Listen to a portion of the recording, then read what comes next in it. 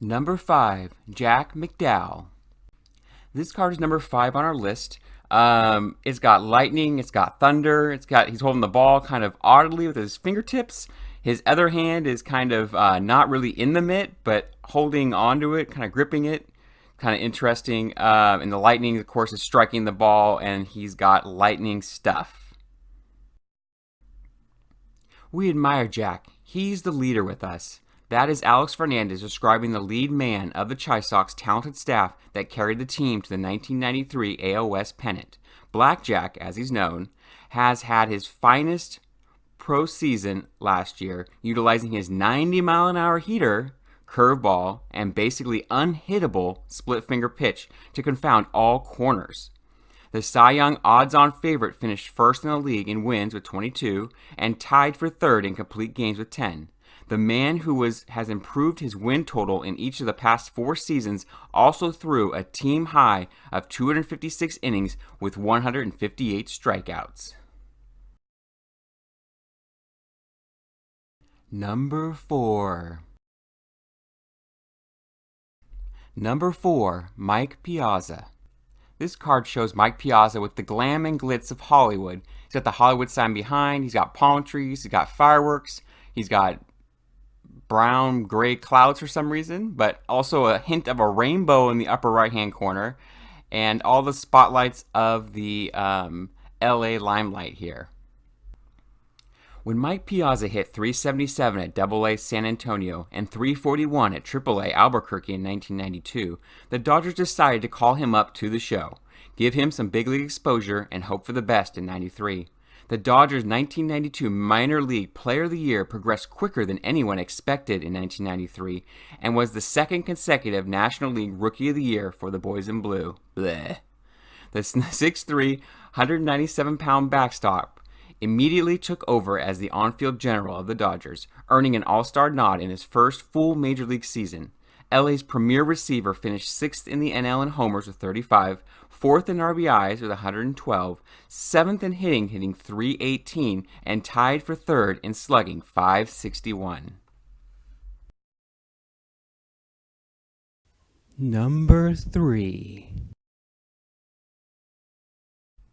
Number 3, Juan Gonzalez, Juan Gon. I think whenever cards try to get artsy and the player is on the Rangers or the Astros, it's always easy to do the cowboy theme, which I think is kind of cool on cards. He's got the brand on the top, I guess, floating. Oh no, he's holding the brand. It's like he's like a golf club there, ready to swat a cow and brand him or something. I don't know. His sleeve is all ripped. He's got the cowboy hat on. He's got the weird gloves with the leather, whatever you call those, flanges or whatever you call those things that hang off of there. And so it's just kind of a cool card for Juan Gon there. Deep in the heart of the Lone Star State, there has risen a young gun who can light up a scoreboard with a single swing of his bat. The 1992 campaign saw Going Gonzalez, I prefer Juan Gon, become just the 6th 22-year-old in baseball history to slam 40 or more home runs and the 6th youngest player in the league to capture a home run title. The youthful TNT-toting terror repeated as the AL's home run king in 1993, clouding 46 bull blasts.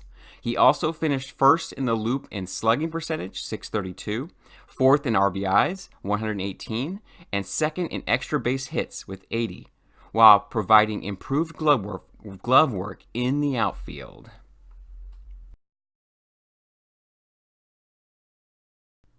Number 2. Number 2, Ozzie Smith. So about this card, well, it's a little goofy. It's a little silly. It's obviously the Wizard of Oz, and it's the Emerald Palace behind him there, and he's got the kind of goofy Wizard of Oz, not Wizard of Oz robe, but robe on. He's got his glove. So it's kind of a silly card, but it's kind of neat as well. I like it. What can I say?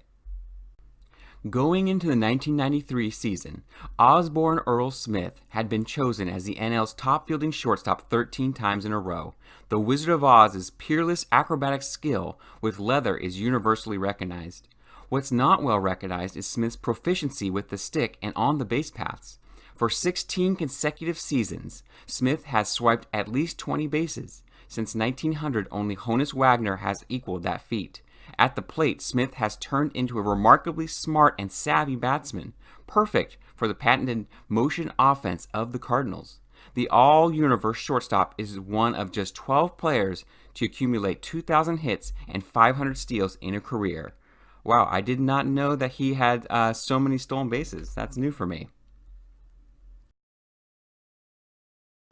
Here are some cards that just missed the cut. Man, you are one pathetic loser. No offense.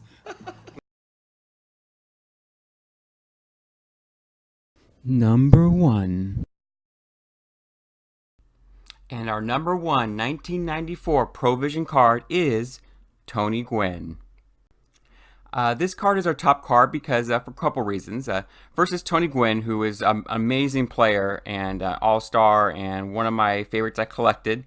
But also because it's kind of an interesting theme they put here, because they have him as, you know, the Padre. So he's as a Padre here with the Holy Book of Baseball and the baseball kind of halo.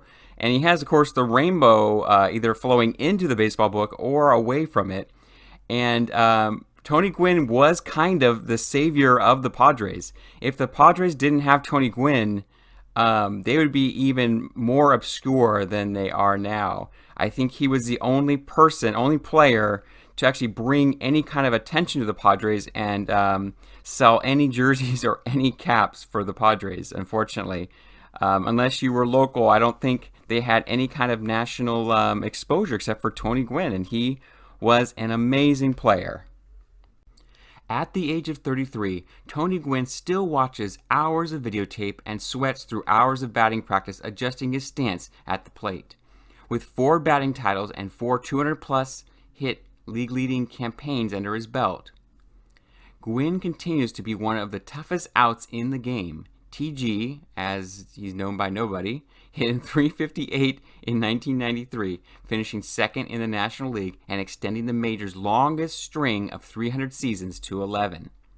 A 9-time All-Star and future Hall of Famer, Gwynn has also registered 4 years of 30-plus steals, including 56 stolen bases in 1987, and has scored 90 or more runs 3 times. Combine his offense with top-notch throwing arm and above-average D, and it's off to Cooperstown for Mr. Gwynn.